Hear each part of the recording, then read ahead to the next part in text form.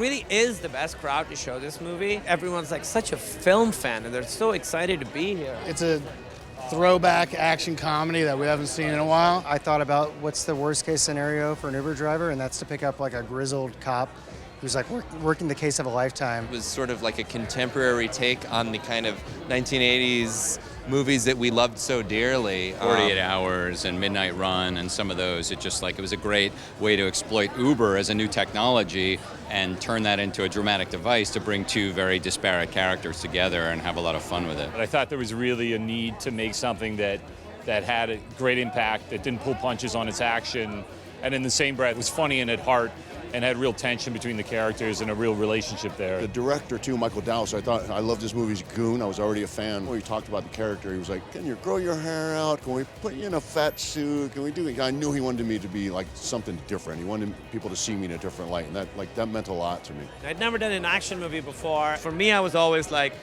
you know what matters is the characters, the story, the relationships, and the comedy, but realized with this, the action really is very important. We recorded orchestra a few weeks ago, so you're going to hear the orchestra, you're going to hear the final score, kind of, but we're always editing, we're always making the film better, so what you're seeing tonight is very close. I really just want people to laugh. It's a fun movie. Let's welcome back Michael Dowse.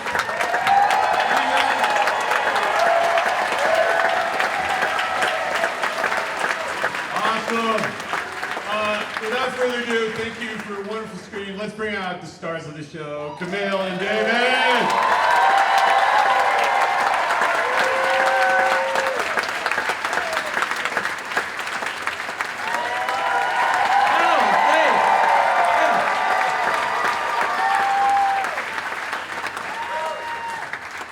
Thank you, everybody, for watching the movie.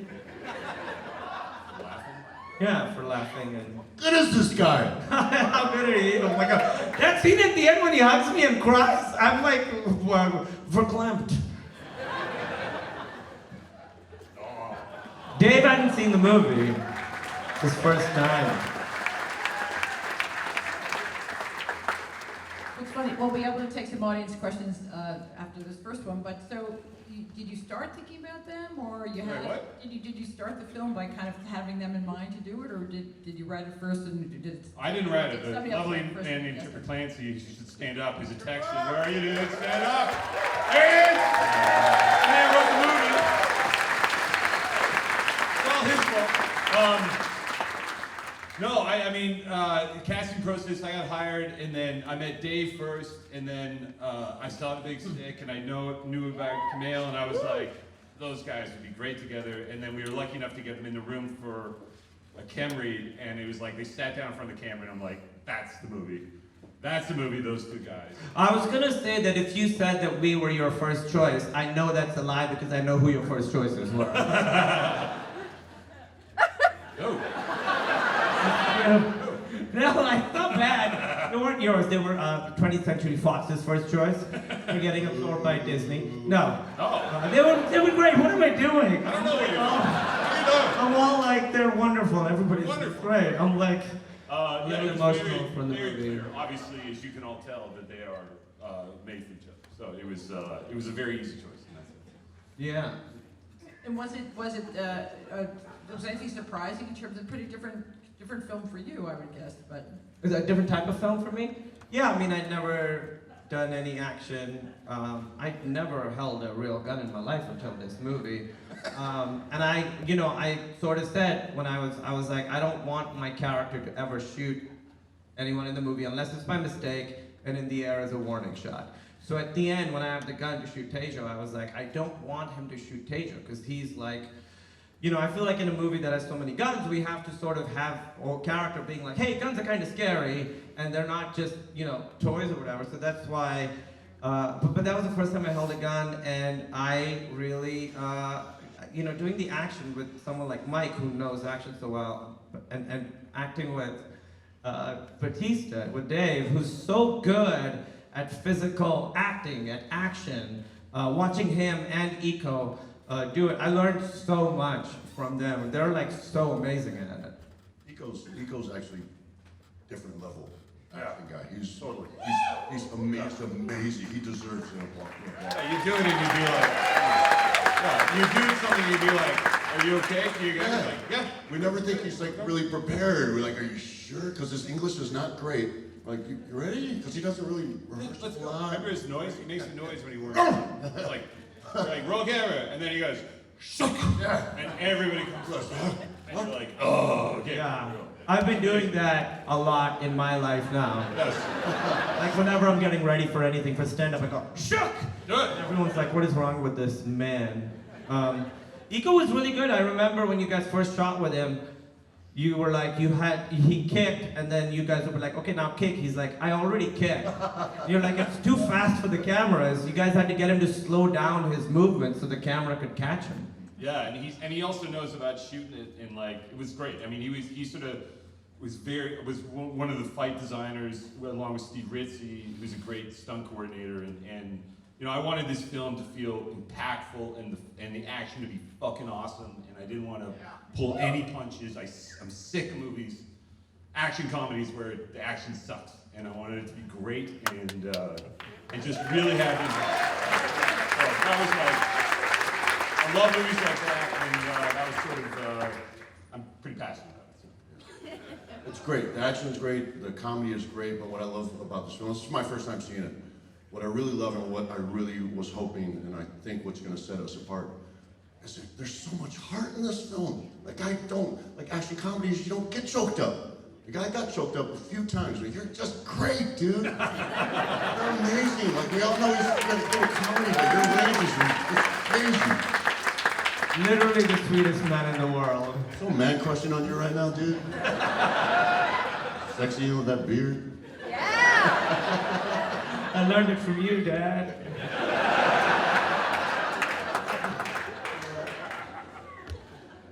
Oh, if people have questions, you can come to these microphones. Yes. Go ahead. Good job on the movie, y'all. It was a pleasure to watch. Thank you. I really enjoyed the themes of courage and development. For you, sir, you talk about what happened with the female cop, the mole. Like, what was her ending? I appreciated the daughter's intuition that something was wrong and that she sort of let her father know about that. But I don't know if she got justice or was killed. She got justice. She's in jail. She did not die, and we're going to do a whole sequel that, no, I don't know. Kill Mira, Sorvino. Yeah, she's amazing. It was absolutely amazing, by the way. I wish it was. She's amazing. Thanks. Yeah. Hi. So this being a work in progress film, what are some of the ways that you are going to go about breaking this down and molding it into what we'll see in theaters when it comes out? Well, if everybody, everybody would definitely recommend, could they raise their hand? No, I'm just kidding. How are we going to go from here? Yeah, I mean, I think we're pretty close. I'm going to spend probably another 10 days in the edit suite and keep fine-tuning it a little bit. But we're really close, so we're almost there. Yeah. Thank you. It's interesting. I don't know if you can answer. Were there surprises as you were sitting in the audience watching, or was it as you expected? Yeah, there was some surprises for sure. I think, yeah, I learned a lot in this screening for sure. I'm not going to share what those surprises were, but yeah. Go ahead. Hi. Just real quick before I ask my question, I just wanted to say, Mr. Bautista, Mr. Nanjiani, I'm a huge fan of both of y'all, and I was so happy watching this movie because you both delivered performances that were surprisingly honest and just pitch perfect for this movie. Oh, thank you. It's been great working with Dave because usually we are competing for the same parts a lot. It was good to not have to compete and finally be on screen together, you know? They're always like Kumail Nanjiani / Dave Bautista type, and I'm like, so it was good to finally work with them. Yeah. I learned a lot on this film. I second guess myself when it comes to comedic acting. It may sound odd because I'm a big meathead, but I think my strength is in dramatic acting. So I still struggle with comedy, and I learned a lot on this film from Michael and from Kumail. So it really, I mean. Don't lean on the screen, what's your question, sir? Thank you. Anyway, I'm sorry. So what I was going to say is that it's hard for me to take credit for my performance. I was there. I was learning. I learned a lot on this film. Thank you. Wow, awesome. My question was for Kumail. I know in a lot of previous stuff you've done, like Silicon Valley, and especially in The Big Sick, there's references to how you're such a fan of 90s action films like the Terminator and buddy cop films like Lethal Weapon and stuff. So I just wanted to know how many kind of slip-ins did you do to references to that? Because I know you're kind of a big fan of that stuff. Well, I am, but honestly, he has an encyclopedic knowledge of those films. Like, I'd never worked in a film like this, and Mike was so prepared. You know these films really. Like, if I'm gonna be honest, the genre that he knows as much about action movies as I know about romantic comedies, and that's completely the truth. Like, romantic comedies, I know all of them. But with action, Mike really had an understanding of these types of films, right? Yeah, I mean, I love those films. In terms of direct references, we actually kind of, many times we kind of in certain drafts we copy things, or we had a scene, like we had one scene that we cut where or another version of the ending that we obviously didn't use for good reason, where he gave him a penknife, and we're like, oh, you mentioned it, you're like, that's like Lethal Weapon. I'm like, that's fuck right. Right. Where he gives him the bullet. But what I like about those movies is that they're cinematic. They're really grounded and like realistic, but they're also beautiful, and there's a ton of color in the frame, and they kind of fire on all cylinders. And I just wanted to make a film that could do that, because I think a lot of films lose sight of that. They feel like they have to be one thing and they can't be the other, and I think you can do all of it at once. I know I'm just a fan, but I think you really did accomplish that. Thank you. Thank you. Yeah, what was interesting to me about this when I read the script was the idea that, we're sort of in an age where we're really talking about what being a guy means, and I feel like traditionally the only emotion that that it's okay for men to express has been anger. And so that's sort of the character that Dave is in the beginning, and then I'm the opposite, where we always felt like this movie was one guy needs to cry and one guy needs to get angry. Yeah. And you could really have that conversation through this movie, because we've learned obviously that, traditional masculinity is very limited and has caused a lot of problems. So it's great to take a genre that is as male as a buddy cop action comedy and talk about that stuff. That was really exciting.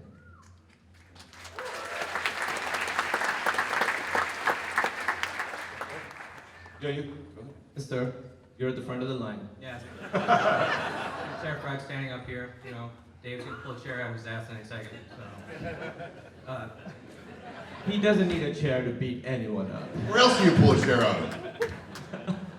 Sorry, go ahead. So, this is a great film. You guys don't really have to worry about this at all. But in general, how do you guys deal with worrying about a film not having a good turnout and possibly being a flop?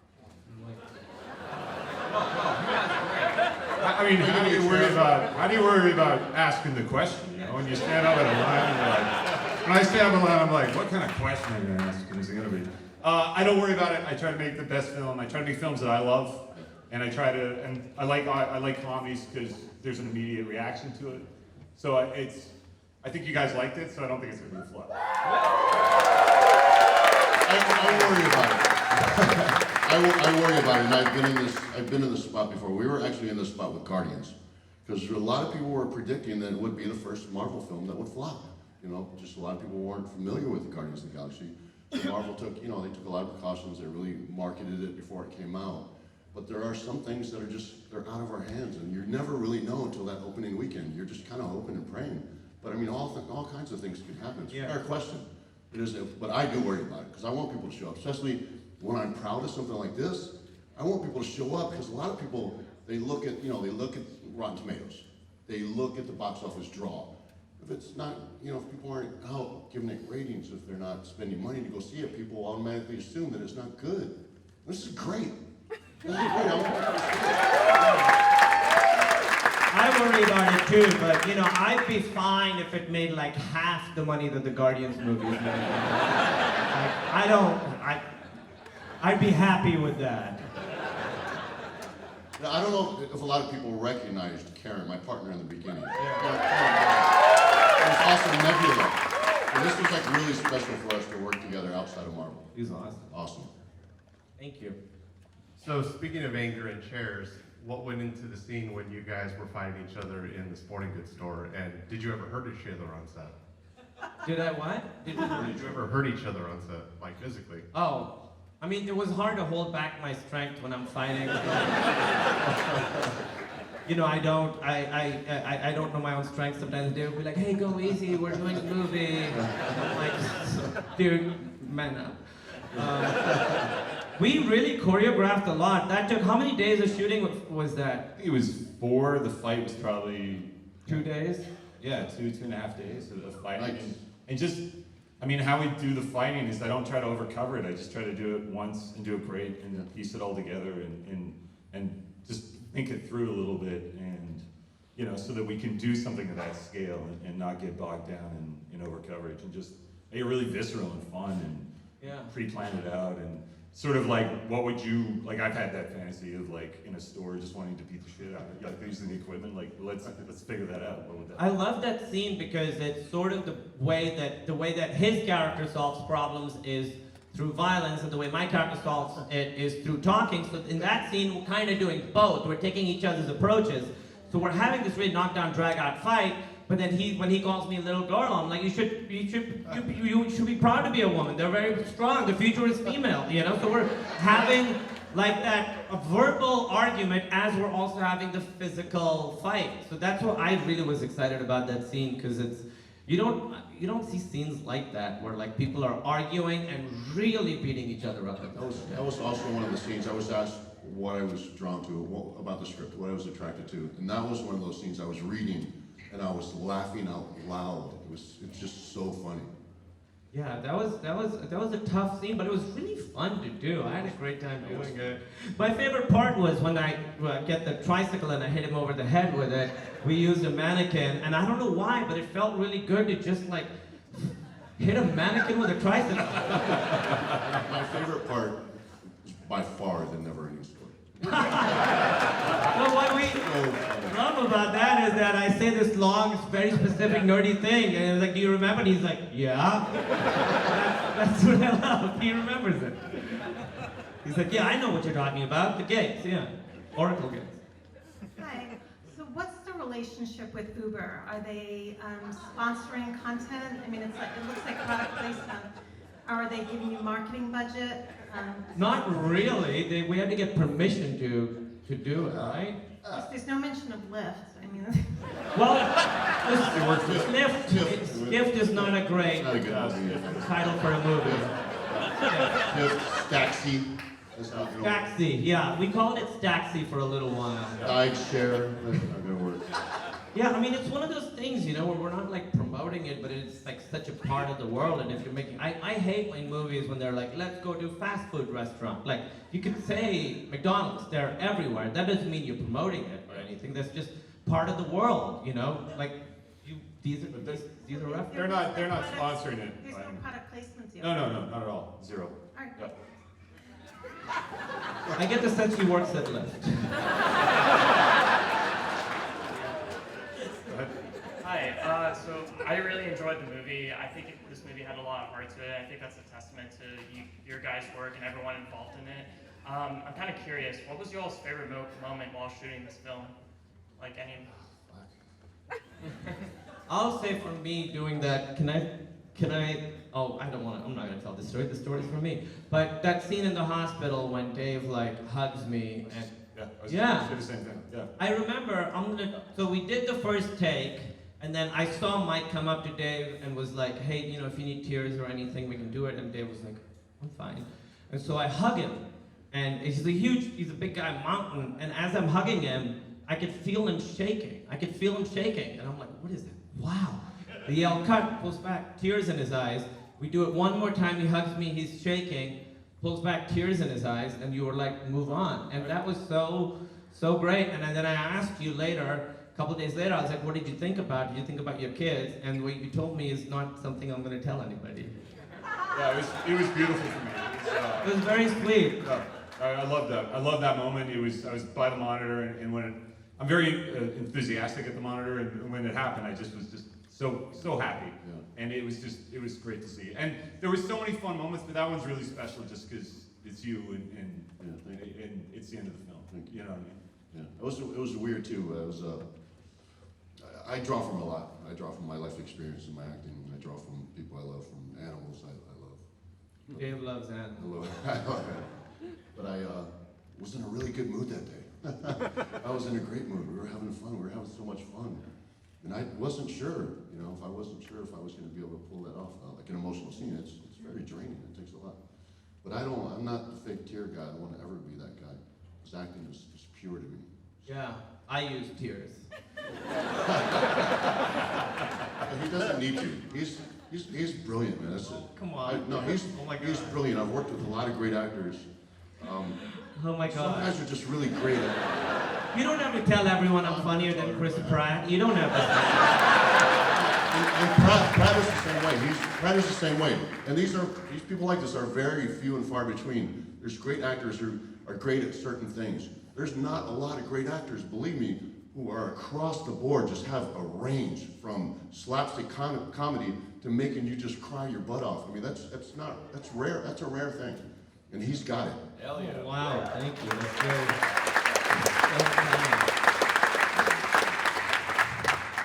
How much of the driving in the movie was stunt drivers? I mean, all of it. I mean, it's just stunt driving. You know. Can we take that again? It was me. You're not allowed. I mean, there were some parts where we're driving against traffic, and Dave and I are in the car, but there's like a guy on top who's got the real steering wheel. Yeah. Ritzy's. I mean, you drove a little bit, but yeah, we have a pod car, and it's Very dismissive. You drove a little bit. But I didn't use a lot of green screen. There's one scene where I used LED panels. It was really important to me that we shot as practically as possible, because I think you feel that in a car movie. Unless it's really good, and you just got to try to put them in there. And That was the thing. You said, you were like, I don't want to use LED panels. I want to actually shoot on the road. And I was like, fuck yeah, dude. And then we're on the road shooting in super hot weather. And I was like, this sucks. Let's go to the LED panels. I know why people do it. The crash was really interesting. They put us on this big rotisserie, and just literally the car was on a rotisserie, and they just spun us around. Yeah, I remember they had it's like you were in the car and it's spinning around, and they gave the scariest safety speech I've ever. They're like, this thing, if you go near it, it'll rip your arm off, and then and then Your arm comes out of the car. Yeah, it'll rip your arm off and murder your whole family. And I was like, is this really an important shot? And you were like, it's so important. It's 1 second in the movie. Important stuff. U-turns were come out? I'm guessing the U-turns weren't stunt driving? Oh, the 8-point turns? There was stunt driving. Those I got, dude. Thank you for being here today, and I really appreciate the movie and your great work you put out on screen. What was the inspiration in the animal shelter scene where you were interrogating the suspects? Right. And the use of Twitter and how you were inspired to use it. Well, I think it was, the way his character deals with stuff is through violence, and my character sort of thinks things through, so we wanted to show that his approach was not right. And so you see him sort of beating people up through the course of the movie, and then when he starts torturing the guy, my character's like, no, you could do it a different way. And so that's what was really important to us for that scene, was showing that his way is not the way. And with Twitter, there were references earlier in the movie to Twitter, because we were like, we gotta set it up. But then we were like, everyone knows Twitter. This is the last question. Sorry, go ahead. Thank you. All right, no pressure. I wanted to say thank you for the bagels de Natalie Morales. Merci beaucoup. Bienvenue. Thank you for that. Also, I was wondering, that's a very kick-ass action movie, and do you think that we're ever going to get one with female leads? And do you see yourself directing that? I would love to. You had a kick-ass, not an action comedy, but I would say Atomic Blonde is pretty kick-ass. And I would say Captain Marvel and Wonder Woman is pretty good. I think actual comedy. Yeah, but if a an action, yes, I would do my right not to do that for sure. All right, so we've got you yes, proof of it, 100%. Yeah. Right, and I'll do anything I can help to have that happen. I'll do craft services. Here, so we're gonna do this thing. We're all gonna take a selfie with all of you, and then if you open your AirDrop, we're gonna AirDrop it to all of you guys. So get in here, guys. Get in this.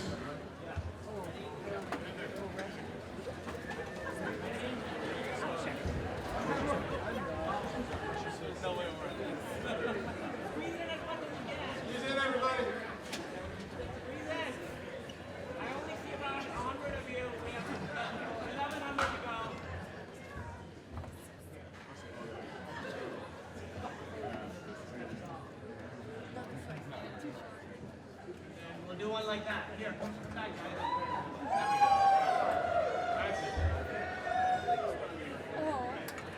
All right, all Thank you, everybody.